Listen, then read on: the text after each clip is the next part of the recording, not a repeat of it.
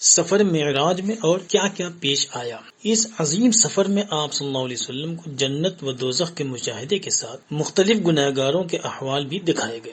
ان میں سے چند یہ ہیں۔ کچھ لوگ اپنے سینوں کو ناخنوں سے چھیل رہے تھے۔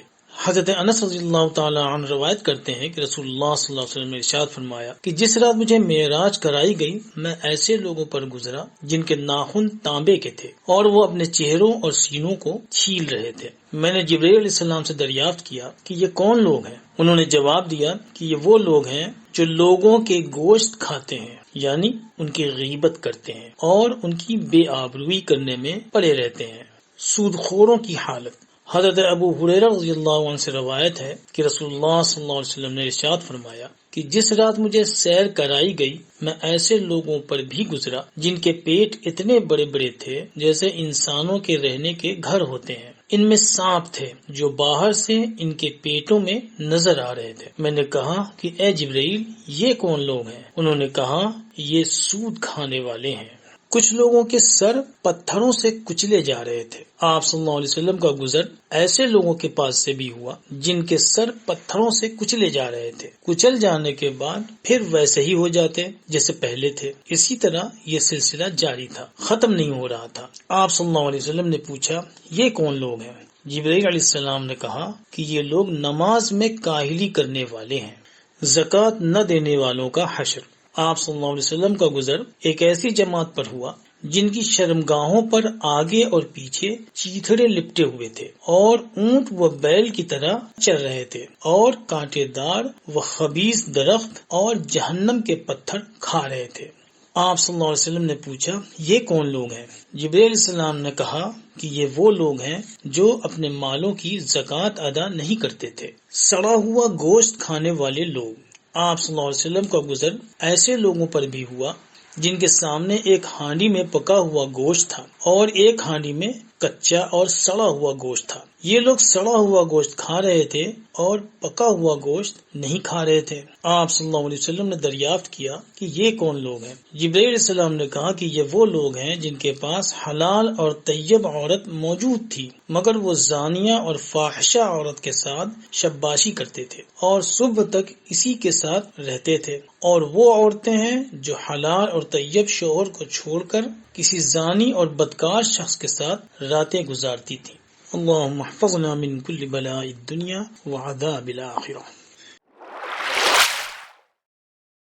دنیا کی پہلی مسجد۔ انہی دنوں کا واقعہ ہے کہ حضرت ابو ذر غفاری رضی اللہ تعالیٰ عنہ نے بیت المقدس کے متعلق ایک روایت بیان کی۔ فرمایا کہ میں نے ایک بار رسول اللہ صلی اللہ علیہ وسلم سے پوچھا کہ دنیا کی پہلی مسجد کون سی ہے؟ آپ صلی اللہ علیہ وسلم نے فرمایا کہ مسجد حرام مکہ معظمہ، یعنی خانہ کعبہ بیت اللہ شریف۔ میں نے عرض کیا کہ اس کے بعد کون سی ہے؟ آپ صلی اللہ علیہ وسلم نے فرمایا کہ مسجد اقصی بیت المقدس، یعنی موجودہ یروشلم۔ میں نے پوچھا کہ ان دونوں کے درمیان کتنی مدت ہے؟ آپ صلی اللہ علیہ وسلم نے فرمایا 40 سال۔ پھر فرمایا کہ یہ تو زمانی ترتیب ہے، لیکن ہمارے لیے اللہ تعالیٰ نے ساری زمین کو مسجد بنا دیا ہے، جہاں نماز کا وقت ہو جائے وہیں ادا کر لیا کرو۔ دجال ساری زمین میں پھرے گا، لیکن 4 مسجدوں تک اس کی رسائی نہیں ہوگی۔ اول مسجد حرام مکہ، 2 مسجد حرام مدینہ، 3 مسجد اقصی بیت المقدس فلسطین اور موجودہ یروشلم، اور 4 مسجد طور۔ مسجد طور کے متعلق تحقیق نہیں ہے، لیکن غالب گمان یہ ہے کہ حضرت موسیٰ علیہ السلام کی یاد میں بنائی گئی یہ مسجد ہے، جس کا محل وقوع کوہ طور کے پاس ہو سکتا ہے۔ حضرت ابو ذر غفاری رضی اللہ تعالیٰ عنہ کی روایت کردہ ایک حدیث میں مسجد طور کا ذکر ملتا ہے، اور عام خیال یہ ہے کہ وہ جبل طور، جسے طور سینا بھی کہا جاتا ہے، کے علاقے میں موجود ہوگا۔ یہ وہ مقام ہے جہاں اللہ تعالیٰ نے حضرت موسیٰ علیہ السلام سے کلام کیا اور انہیں توریت عطا کی۔ جغرافیائی طور پر وہ جگہ جہاں مسجد طور ہو سکتی ہے وہ جبل طور سینا ہے، جو آج کل مصر کے علاقے جنوبی سینا میں واقع ہے۔ اسی مقام پر حضرت موسیٰ علیہ السلام نے 40 دن قیام کیا تھا اعتکاف کے طور پر، اور اللہ تعالیٰ سے ہم کلامی کا شرف حاصل کرتے رہے تھے اور وحی کا سلسلہ جاری رہا تھا۔ مکہ اور اس کے آس پاس تبلیغ اور سورماؤں کا سر جھکانا۔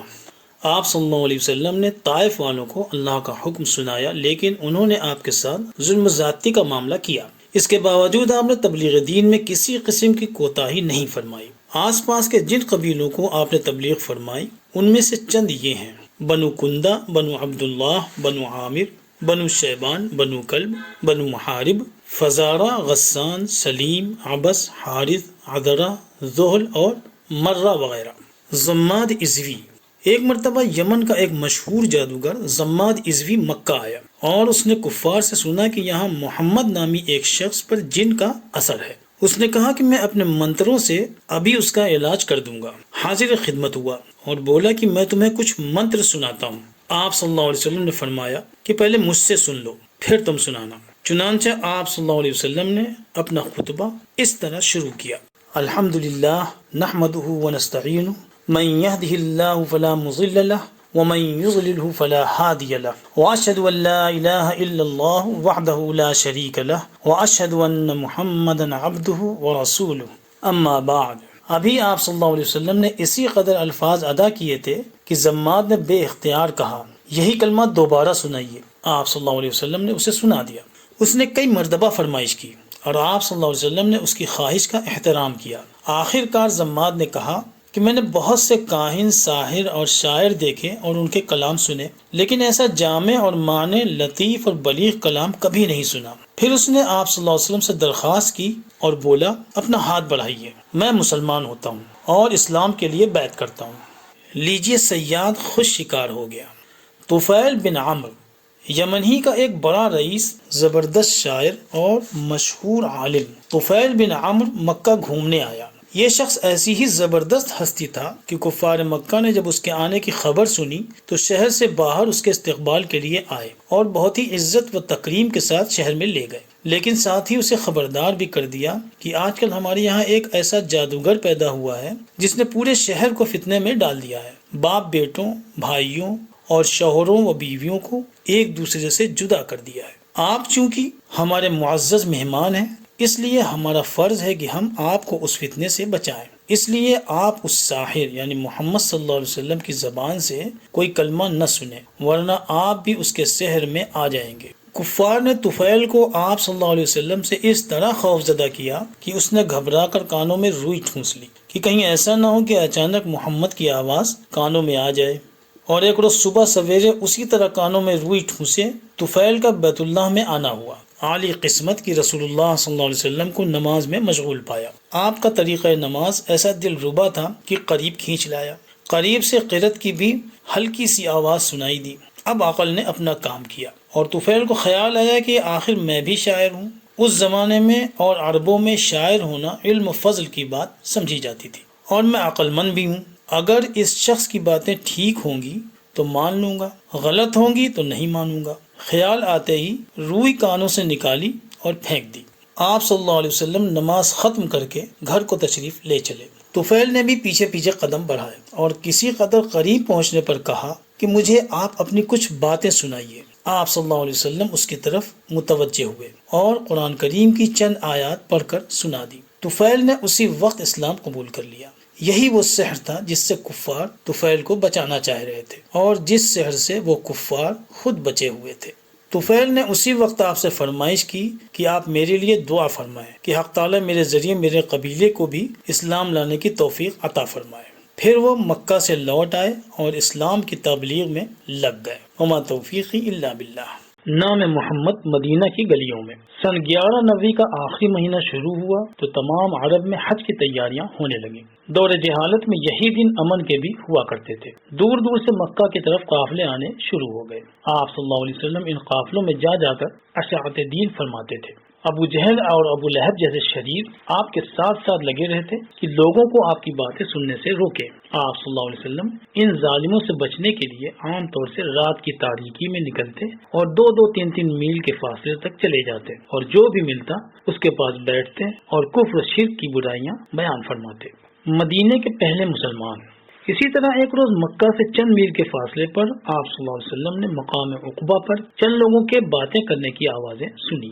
آپ صلی اللہ علیہ وسلم ان کے پاس جا بیٹھے۔ یہ 6 افراد تھے جن سے دریافت کرنے پر معلوم ہوا کہ یہ قافلہ یثرب یعنی مدینہ سے حج بیت اللہ کو آیا ہے۔ اس قبیلے کے لوگ عام طور سے بت پرست تھے، لیکن اپنے یہاں آباد یہودیوں سے سنتے آئے تھے کہ ایک عظیم الشان نبی مبعوث ہونے والا ہے، یعنی دنیا میں ظاہر ہونے والا ہے، ہر حال میں وہ سب پر غالب ہو کر رہے گا۔ آپ صلی اللہ علیہ وسلم نے ان پر اسلام پیش کیا، اور چونکہ یہ لوگ نبی آخر الزماں صلی اللہ علیہ وسلم کے آنے سے ناواقف نہیں تھے، اس لیے آپ صلی اللہ علیہ وسلم کے حق کی طرف بلاتے ہی تھوڑے سے پس و پیش کے ساتھ سب کے سب مسلمان ہو گئے۔ ان میں ایک شخص ابو امامہ اسعد بن زرارہ رضی اللہ عنہ تھے، جو بنو نجار سے تعلق رکھتے تھے اور نبی کریم صلی اللہ علیہ وسلم کے رشتہ دار بھی تھے۔ انہوں نے ہی سب سے پہلے اسلام قبول کیا، یعنی تاریخی اعتبار سے اسلام لانے والوں میں مدینہ منورہ کے پہلے مسلمان حضرت ابو امامہ اسعد بن زرارہ رضی اللہ تعالی عنہ تھے۔ بقیہ حضرات کے نام یہ ہیں: عوف بن حارث، رافع بن مالک، عتبہ بن عامر، جابر بن عبداللہ اور عقبہ بن عامر نابی رضوان اللہ تعالی علیہم اجمعین۔ ان میں سے رافع بن مالک کو آپ صلی اللہ علیہ وسلم نے اس وقت تک کا موجودہ کلام پاک بھی عطا فرمایا، اور یہ جماعت یہیں سے یہ وعدہ لے کر لوٹ گئی کہ وہ مدینہ جا کر اپنی قوم میں دین اسلام کو پھیلانے کا کام کرے گی۔ چنانچہ انہوں نے ایسا ہی کیا، اور اسی سال سے مدینہ کے گلی کوچوں میں اسلام کا چرچا ہونا شروع ہو گیا۔ گویا یہ سمجھنا چاہیے کہ سن 11 نبوی یعنی 621 عیسوی میں اسلام مدینہ پہنچا۔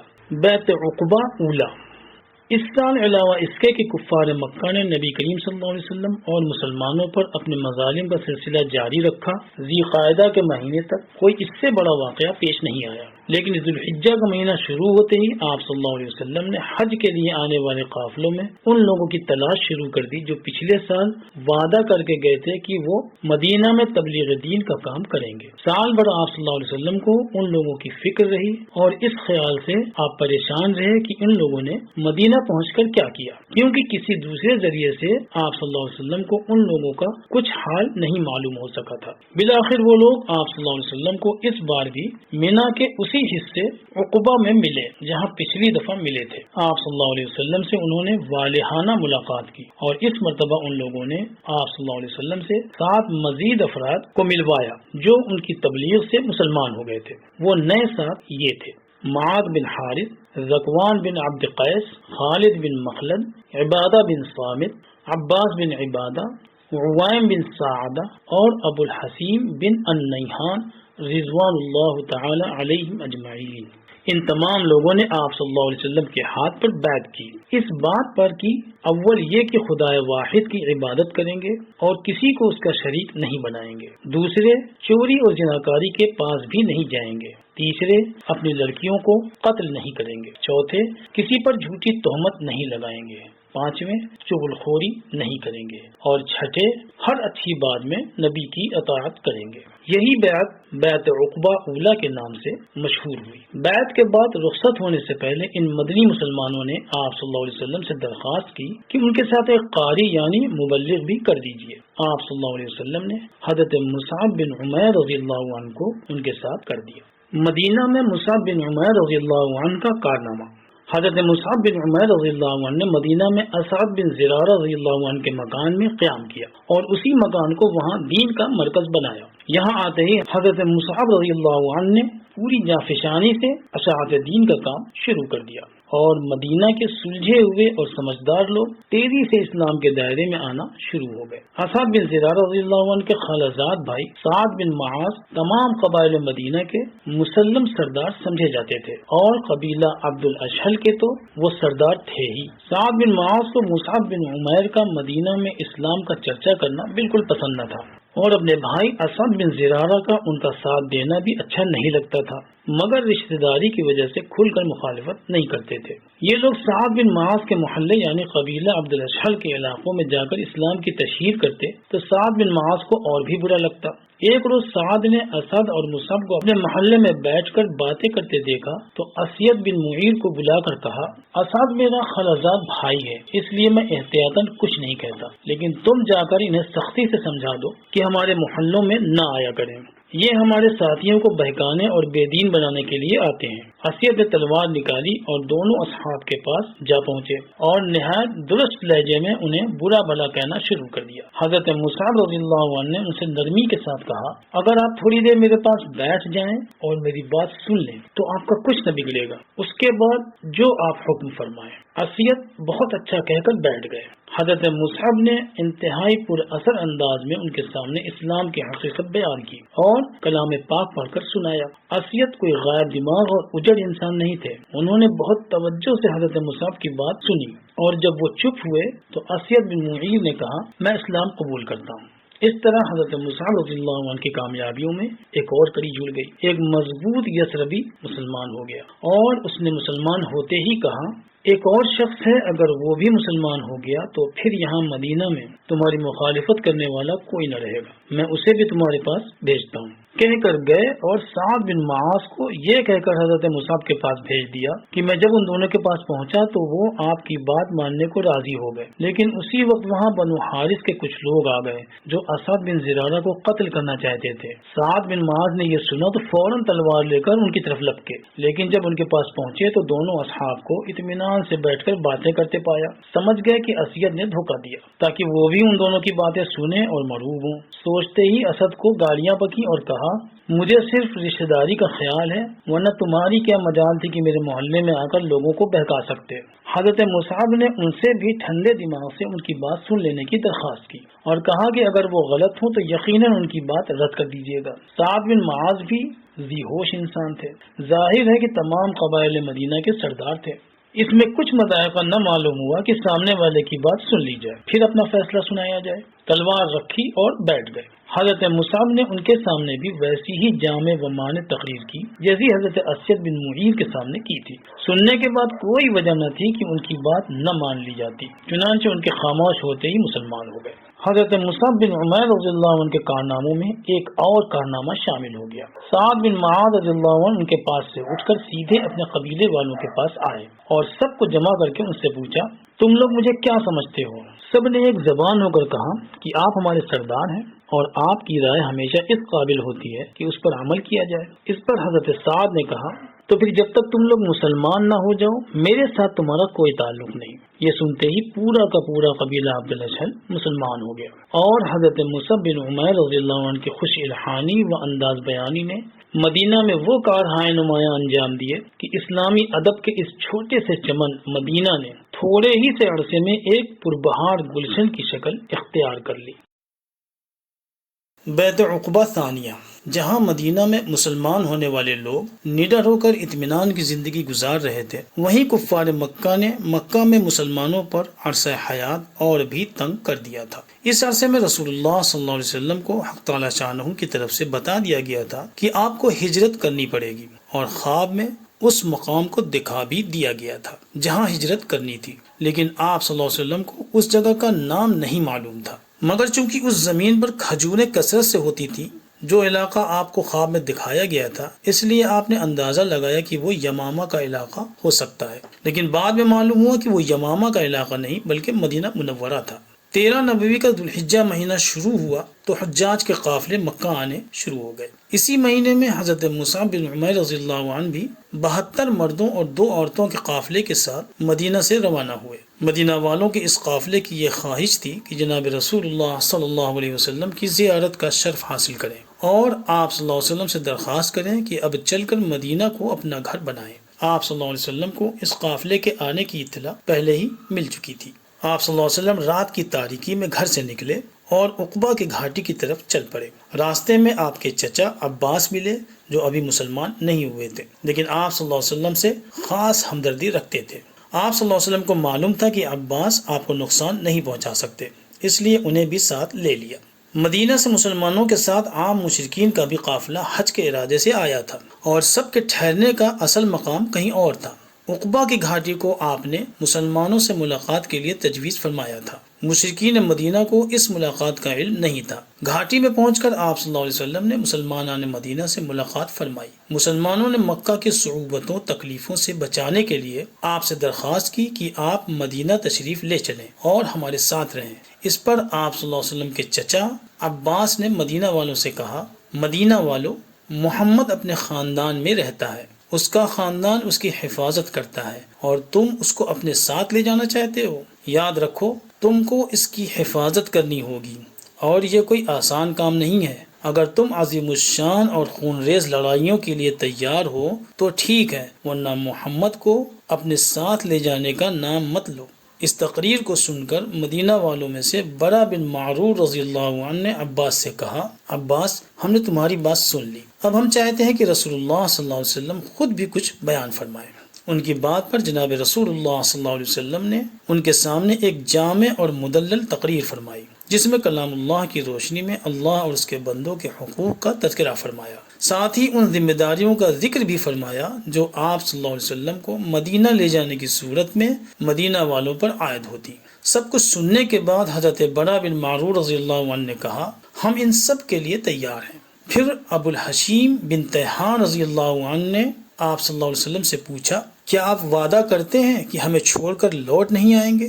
ان کی بات سن کر جناب رسول اللہ صلی اللہ علیہ وسلم نے فرمایا، نہیں، اب میرا جینا اور مرنا تمہارے ہی ساتھ ہوگا۔ یہ سن کر عبداللہ بن رواحہ رضی اللہ عنہ بولے، یا رسول اللہ صلی اللہ علیہ وسلم، اس کے بدلے ہمیں کیا ملے گا؟ آپ صلی اللہ علیہ وسلم نے فرمایا، جنت اور حق تعالی کی رضا۔ اس پر عبداللہ بن رواحہ نے کہا، بس تو پھر سودا ہو چکا، اب نہ ہم اپنے قول سے پیچھے ہٹیں گے اور نہ آپ اپنے۔ اس کے بعد بیعت ہوئی اور اس بیعت میں برا بن معرور رضی اللہ عنہ نے پہل کی۔ یہی بیعت بیعت عقبہ ثانیہ کہلائی۔ بیعت کے بعد اسد بن زرارہ رضی اللہ عنہ نے تمام جلسے کو مخاطب کر کے کہا، لوگوں، آگاہ ہو جاؤ کہ اس قول اقرار کا یہ مطلب ہے کہ ہم ساری دنیا کے مقابلے کے لیے تیار ہیں۔ سب نے ایک زبان ہو کر کہا کہ ہاں، ہم خوب جانتے ہیں کہ ہمیں ساری دنیا کا مقابلہ کرنا پڑے گا۔ اس کے بعد جناب رسول اللہ صلی اللہ علیہ وسلم نے ان میں سے 12 افراد کو منتخب فرمایا اور انہیں اشاعت دین کے لیے خصوصی ہدایات دی اور اپنا نقیب مقرر فرما کر انہیں تلقین فرمائی کہ تم لوگوں کا کام دین کی تبلیغ ہے، اور جس طرح حضرت عیسیٰ علیہ السلام کے حواری ان کے ذمہ دار تھے، اسی طرح میں تم کو تمہاری قوم کی تعلیم کا ذمہ دار بناتا ہوں، اور تم سب کا ذمہ دار میں خود ہوں۔ بیعت عقبہ ثانیہ اور شیطان۔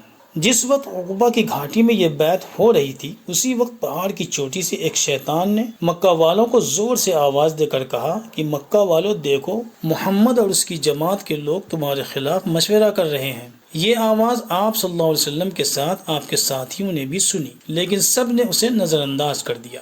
جب سب کچھ طے ہو گیا تو آپ صلی اللہ علیہ وسلم نے مدینہ والوں کو سمجھا دیا کہ ہجرت کے وقت کا تعین حق تعالیٰ کے حکم پر منحصر ہے، یعنی مجھے کب ہجرت کرنی ہے یہ میں ابھی تم لوگوں کو نہیں بتا سکتا۔ چنانچہ لوگ ایک ایک دو کر کے وہاں سے رخصت ہو گئے کہ کسی کو اس مجلس کا حال نہ معلوم ہو سکے۔ آپ صلی اللہ علیہ وسلم بھی اپنے چچا عباس کے ساتھ اپنے گھر تشریف لے گئے۔